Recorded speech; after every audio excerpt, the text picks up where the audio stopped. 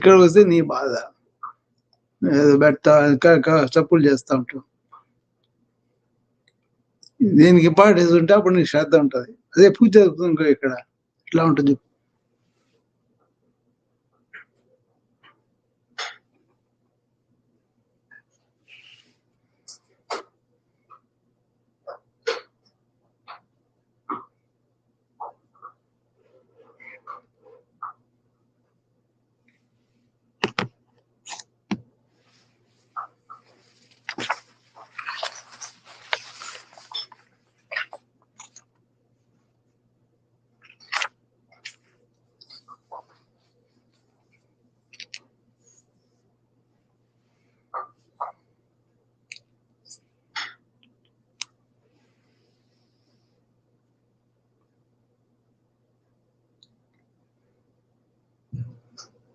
Good evening, everybody. Welcome. How are you all? I was having a very relaxed Sunday all afternoon. So I was writing an article on what is spiritual intelligence,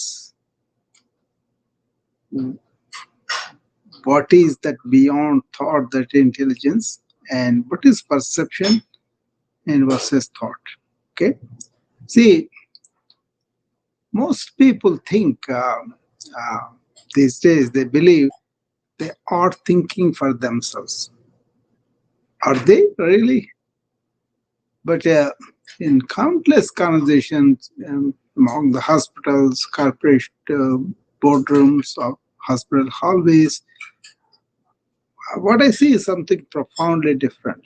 See, humans are thinking from the past, from their memory, not from the presence, right?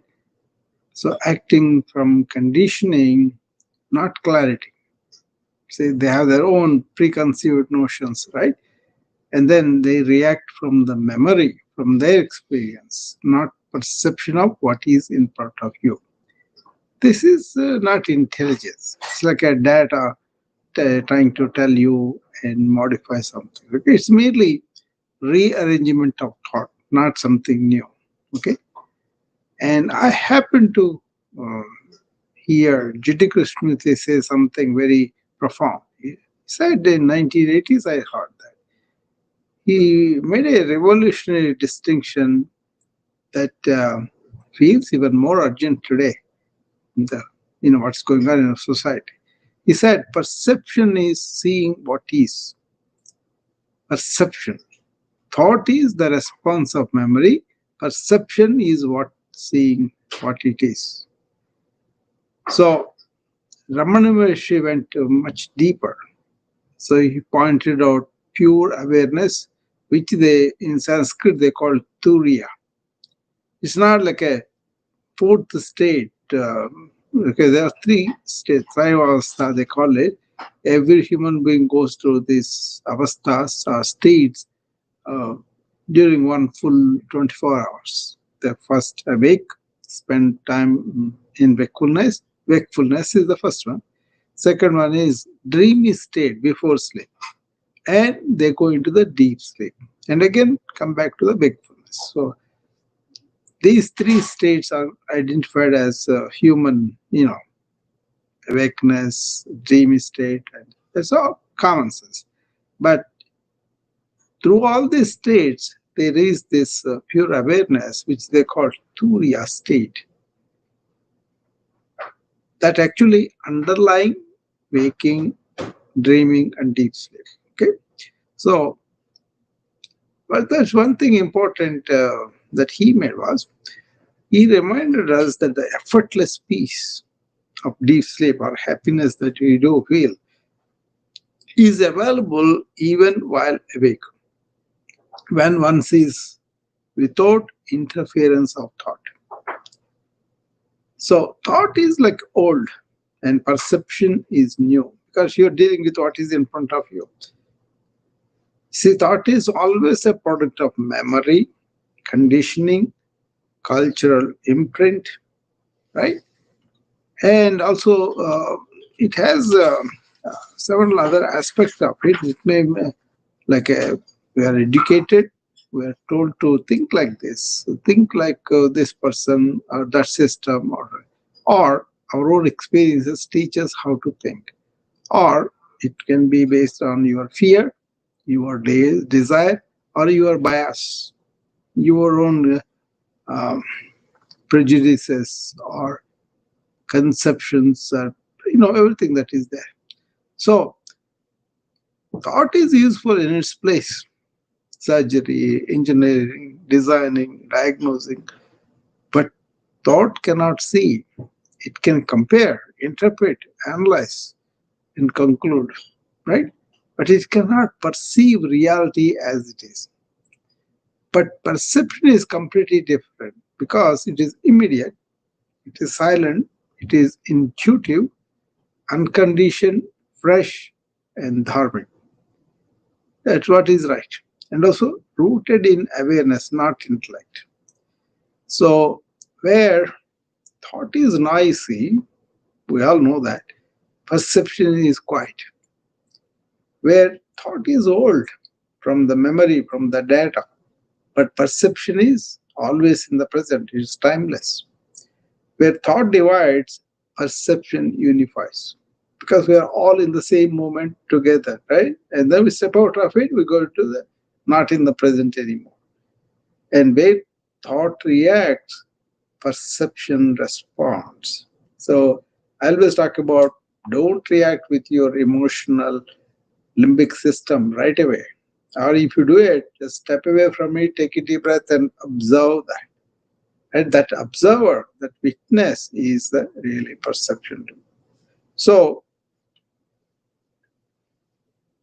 the unlettered wisdom I witnessed was there were so many people who are really uh, illiterate, didn't have a word of anything, and especially in my medical practice, what I saw was many of the people who don't have formal education in India, especially farmers, elders, or homemakers, or temple volunteers, but they're illiterate, they don't have any formal education, no teachings or anything, but they have native intelligence that radiated through their decisions and behavior, how they reacted, how they responded. So they knew intuitively, nobody taught them, but they knew what is right, what is kind, what is dharmic, what is the right thing to do, and what action really uplifts everybody. They had the innate intuitive sense of that. They weren't thinking for themselves, they were seeing for themselves. Their minds, they were not cluttered with excessive data, right? Uh, and then their intuition was naturally operating and it has a room to breathe because there's no clutter. This the ancient people called prajna, that is inner wisdom untouched by your schooling. You can learn a skill for making a livelihood, but you cannot learn about your inner self just by some facts.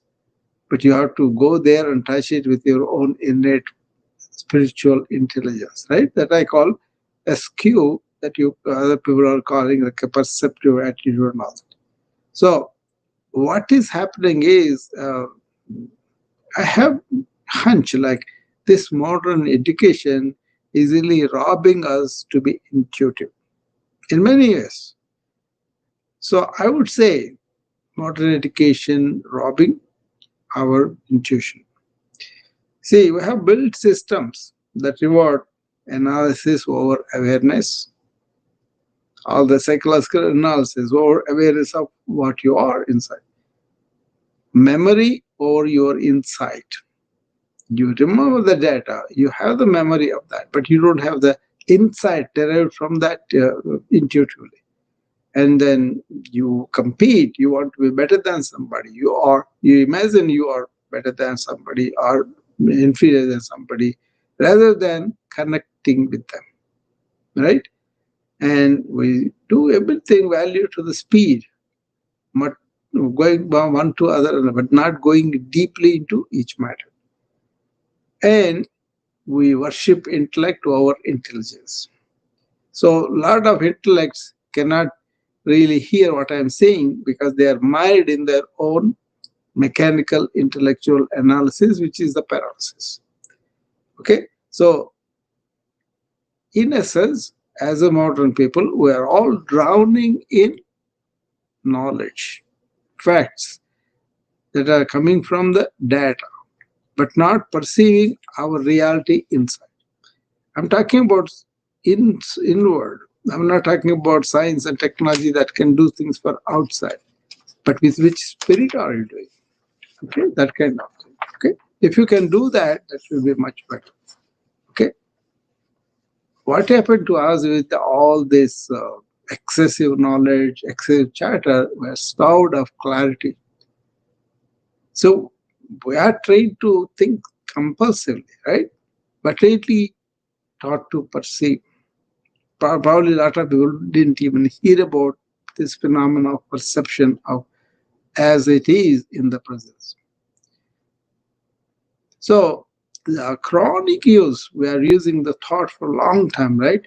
That leaves no inner space for intuition. That's the natural intelligence that guides life far more accurately than data.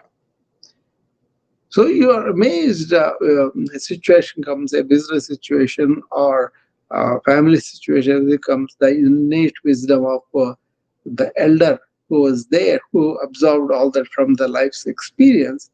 That comes out. No, that doesn't sound right. That is not correct. That I feel we're doing something bad. All those comments they make, right? They don't assert, but they can sense it.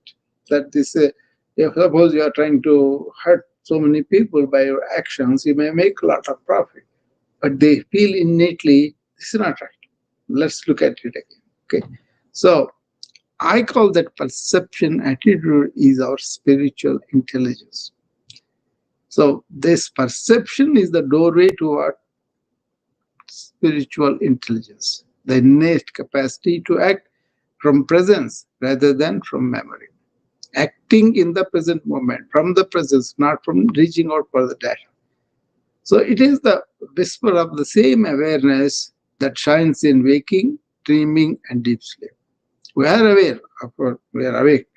We are aware that we are getting into deep sleep. And then in deep sleep, we really go into the stage, but underlying there is awareness.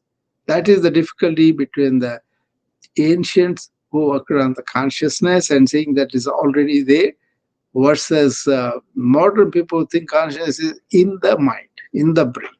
Okay, so I would rather go the ancient way because that is something always there. And once you go into that consciousness, not the chatter of memory, you go into depths that thought can never reach. Okay, so it is the happy awareness Ramana Maharshi was pointing toward, effortless peace of deep sleep. When you go to deep sleep, you do have that effortless deep peace, right? And you can carry that into waking life. That was also something very difficult for people to understand and do. Okay, so it's not something physical; it's a state that you continue. Okay, when people, if they rediscover this intelligence, burnout fades. What is burning out is your mind. Emotional reactivity drops. Not you are fearful or you are desirous, you are whatever you're doing, that will not be there. And because the clutter is not there, your clarity increases. Relationships heal, and your decision becomes really dharmic. Dharmic in sense, righteous. What is good for everybody, right? And then your leadership shows compassion, and your life aligns effortlessly. Okay, you are not driven by your compulsive thinking, but your wisdom born out of perceiving situations as they are. So This is the foundation of proactive wellness, living from the presence, not pleasure. Okay? If you can really look at that way, then you will understand why I'm giving so much importance to this, living in the present moment. Right? So it's a kind of important thing that you want to understand, right? So,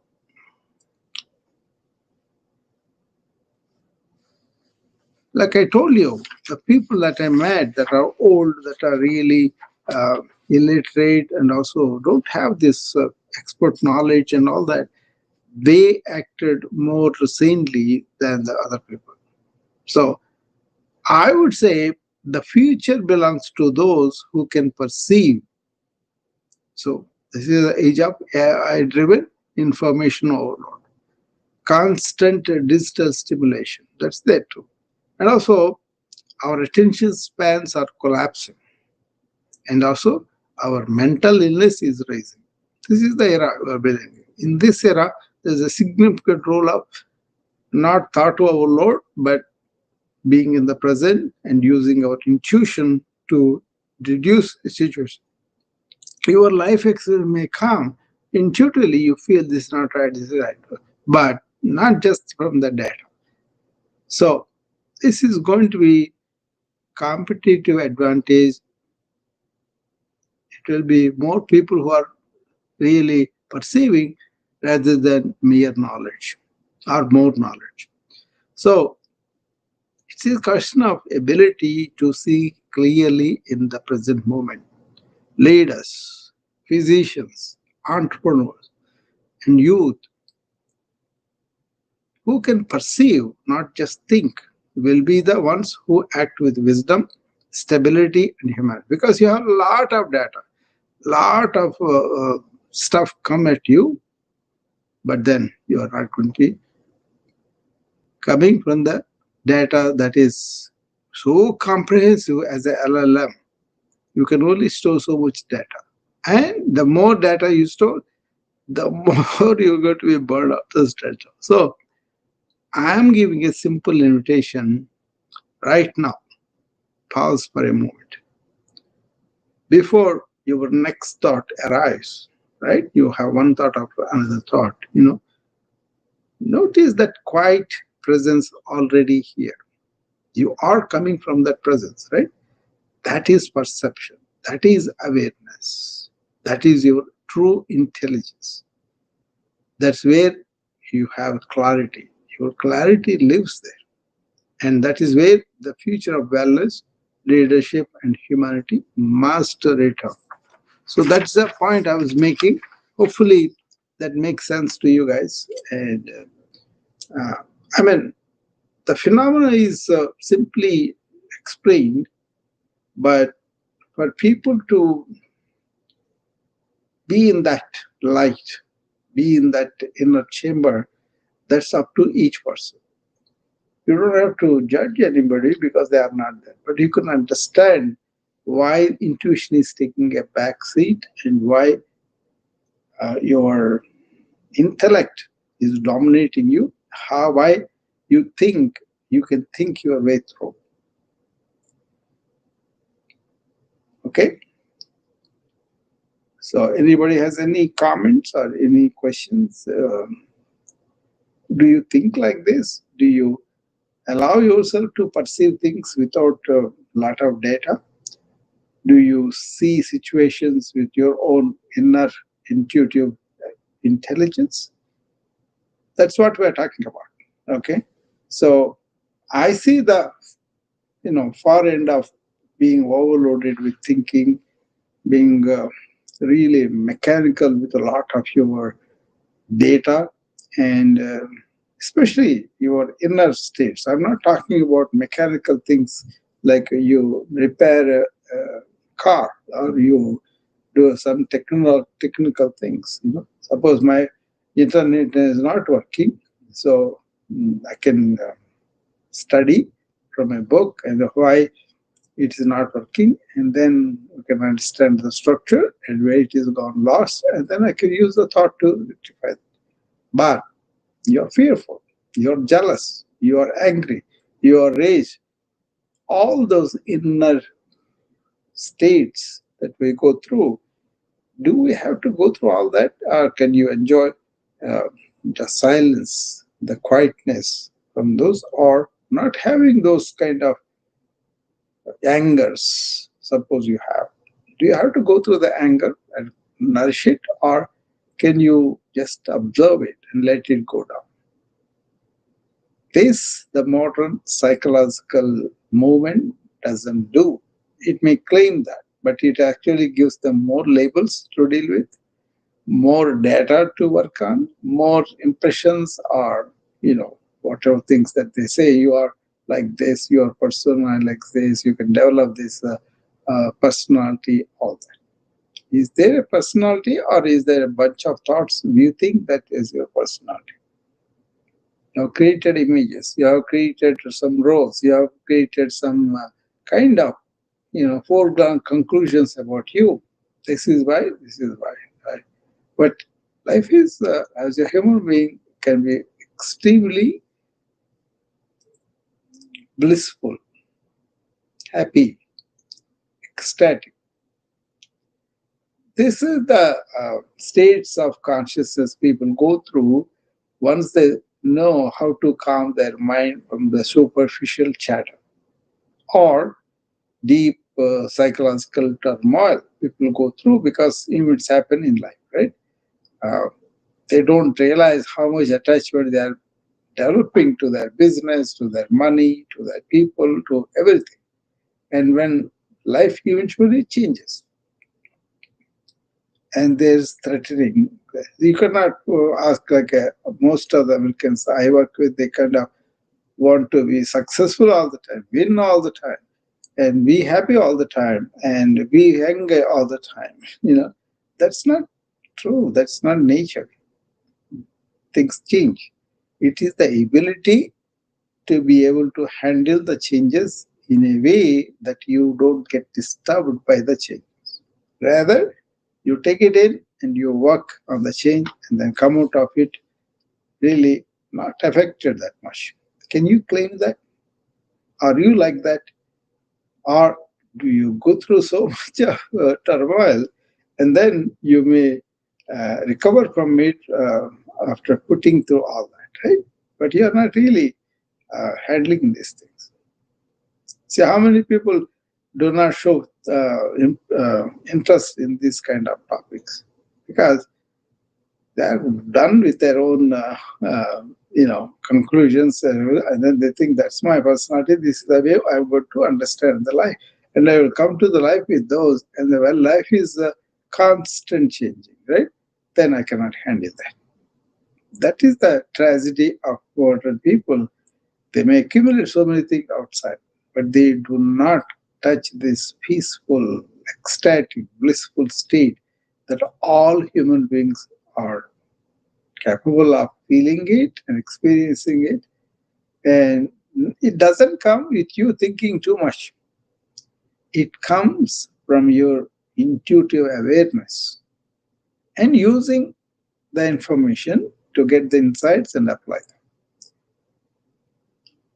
What is the wrong with the modern psychological interventions is putting more data into your mind, more stuff you don't need about yourself.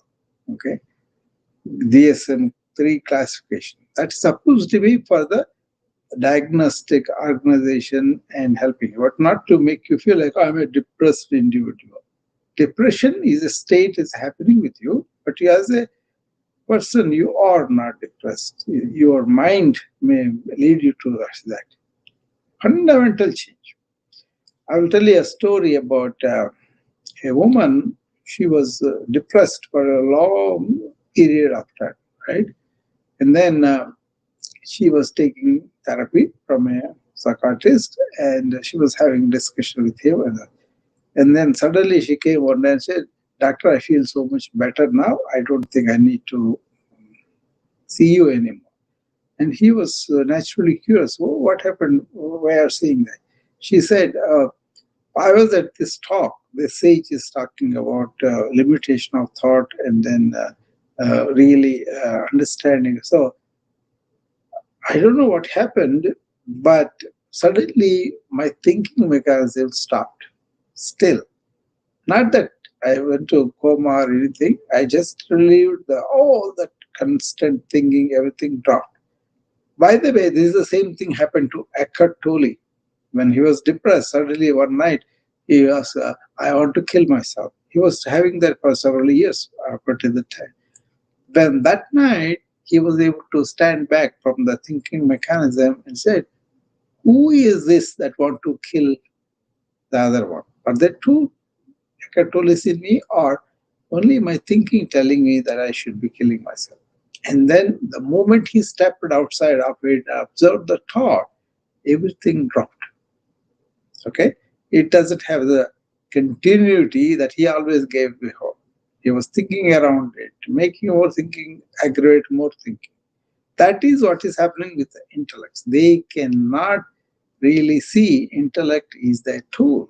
They are not that.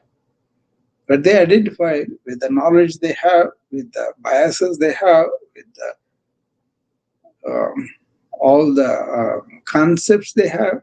So if you are conceptual, you are thinking everything through concepts, you cannot touch this intuitive awareness I'm talking about, right? So this woman talking to the psychiatrist, he said, I feel so much lighter, so much easier. All this chat had dropped, and then I don't want to take any of these medications and all. But then he wanted to understand because he saw the difference, how she's feeling, how is her mood, how is her thought structure, how is the emotion, everything improved, right? So he could understand. He was not denying her because she knew her, and then he knows that she is not lying or anything. She was just telling him how she was feeling naturally. Because after years of, um, you know, they both were like that, right?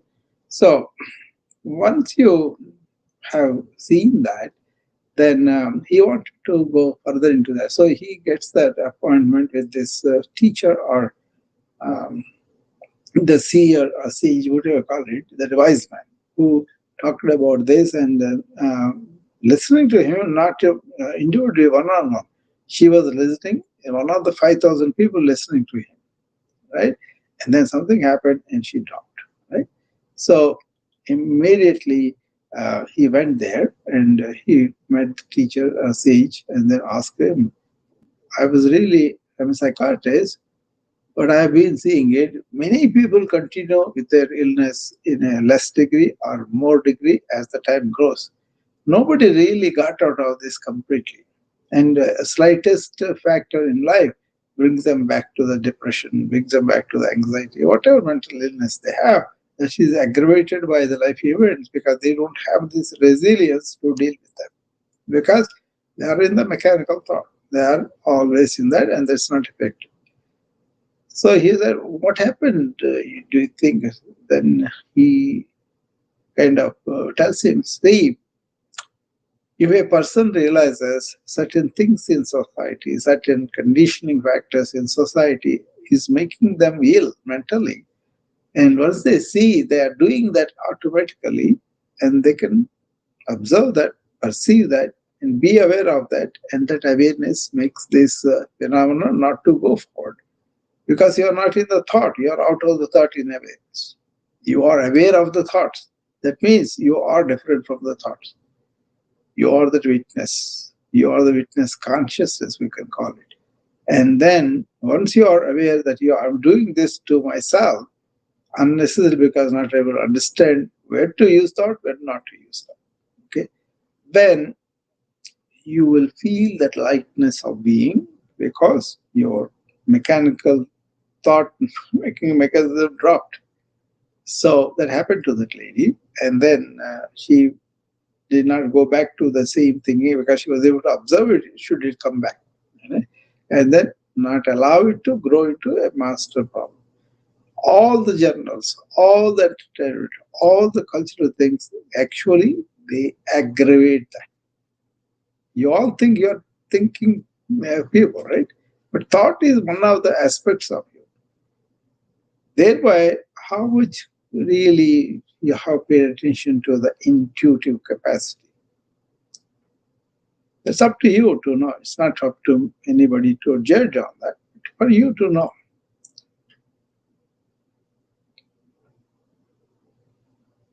Very important in modern life because many people don't pay attention to that, right? And oh, I feel like this, I think like this, they're saying like this, I react like this, and all that. Allowing yourself to be really go through that, right? So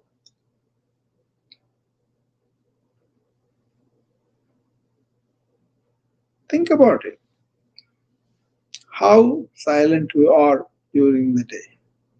I was silent all day except when I'm coming and talking like this. I would also have a clear cut clarity about what I'm going to speak.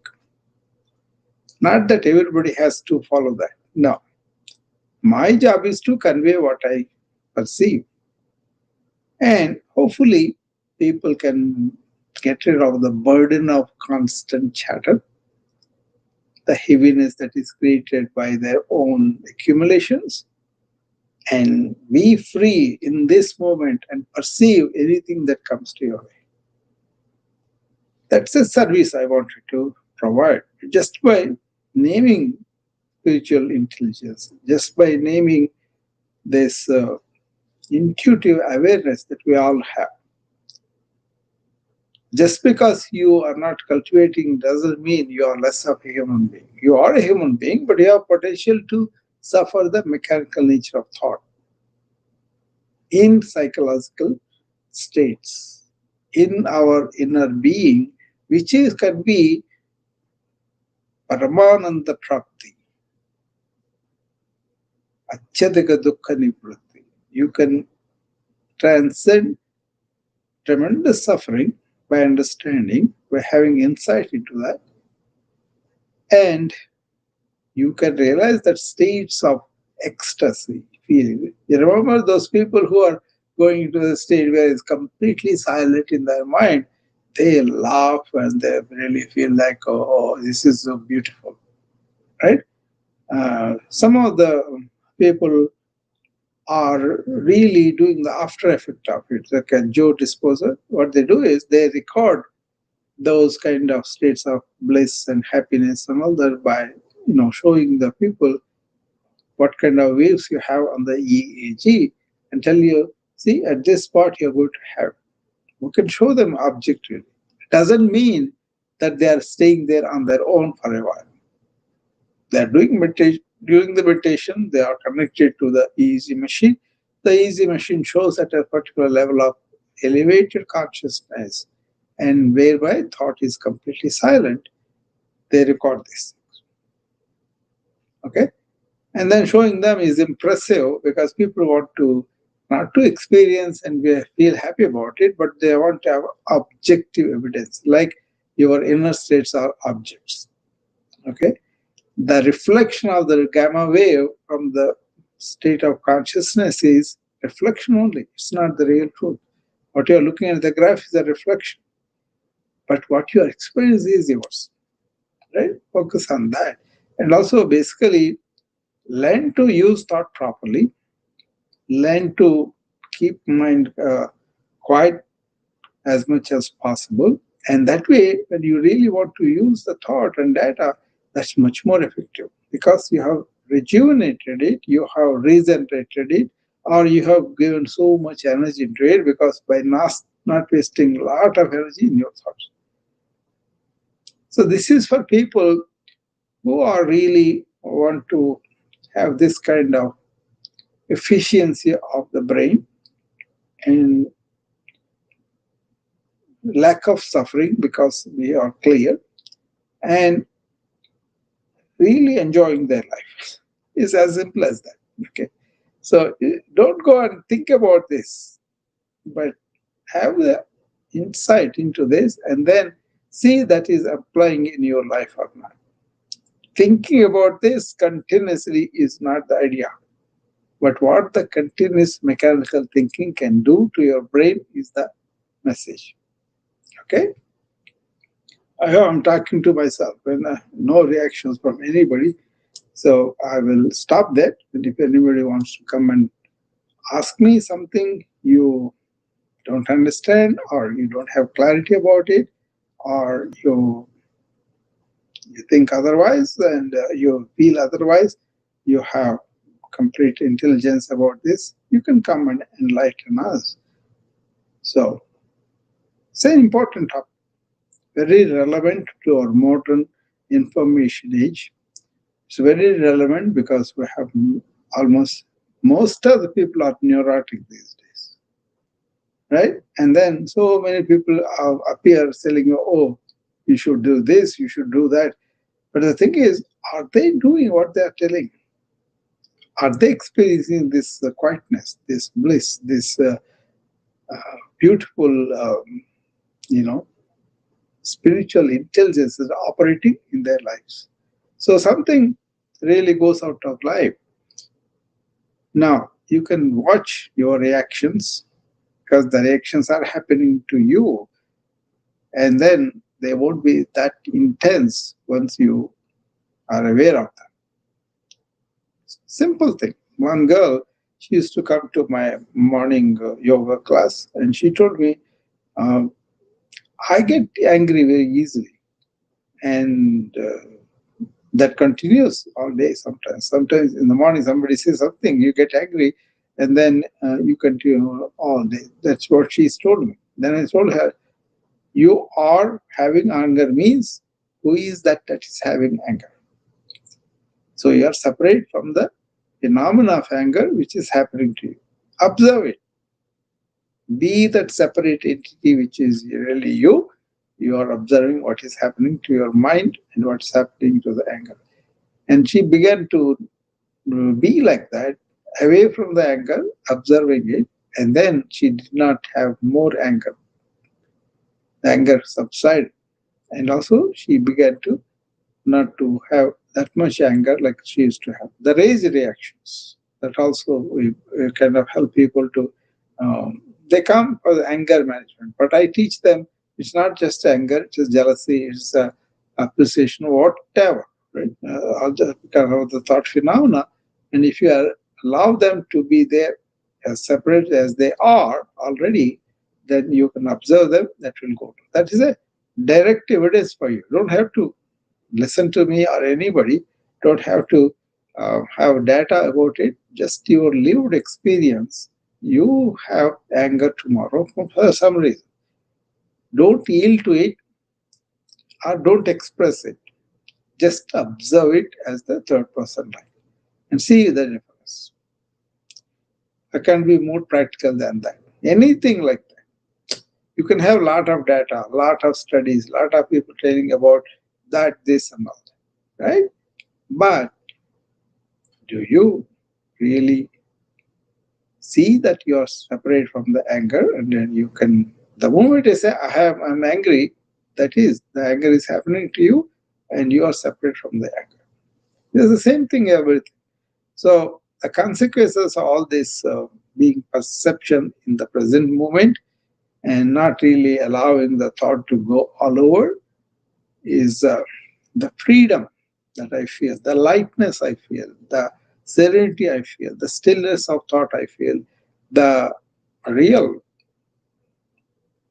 Atyadika Dukha Nivritti Paramananda Prapti.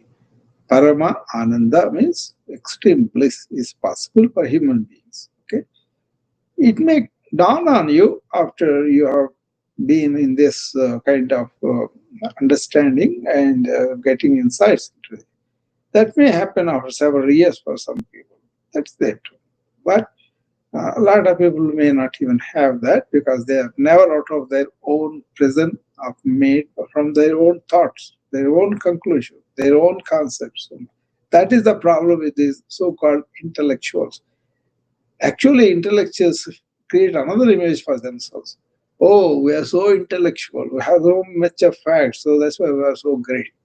No, it's like a brain's capacity to retain and then bring that memory or, to express it and all that. But underneath all that mental activity, you as the a human being is there. Otherwise, all this awareness is not there. You won't have them in that. So your awareness is your sky. Like in that sky, you have these clouds of thoughts or fears or whatever coming and going. So immense benefit once you really drop that thinking mechanism constantly. That's what happened to Eckhart Tolle. He was able to say the regaining the memory of being and embodying embodying feeling realization. That feeling realization is enlightenment. The light has gone out. You are also getting lighted by the drop of the constant thinking mechanism. So most of us right now, we're all constantly thinking. We don't take breaks. We don't allow that to. We think, oh, the deeper we think, the deeper I go, the deeper I get. No, it is not to the thinking deep you have to go. You have to go into your conscious self deeper and deeper by really quietening the chatter. Aimless, unnecessary, what I call cyclic thinking. Have experience in the morning. Do you think about it a lot? Do you allow it to come back again and again? Then you are caught in the cyclical thinking. These are all very practical, simple things that you could think about. Okay, then you'll be able to look at that. Okay, all right. So I hope this made sense to you and or given you a smug smile or given you some kind of okay, this is all over stuff, whatever. But at the end of this, if you are perceptive, which is situation as it is, you have enormous liberty and then lightness that you feel. Hope you have that lightness of being, and that's the reality for a lot of people. For a lot of people, it doesn't seem like a reality. It's like a something of another concept. Okay, if you really explore this and invest your own insight from it and apply it in life, then you will see from your experience in living, you will see the lightness and you feel the lightness and you feel the joy and you feel the bliss also. Hopefully, you'll all have that. Thank you. And I will close it now and we will talk about similar things later on. Bye bye.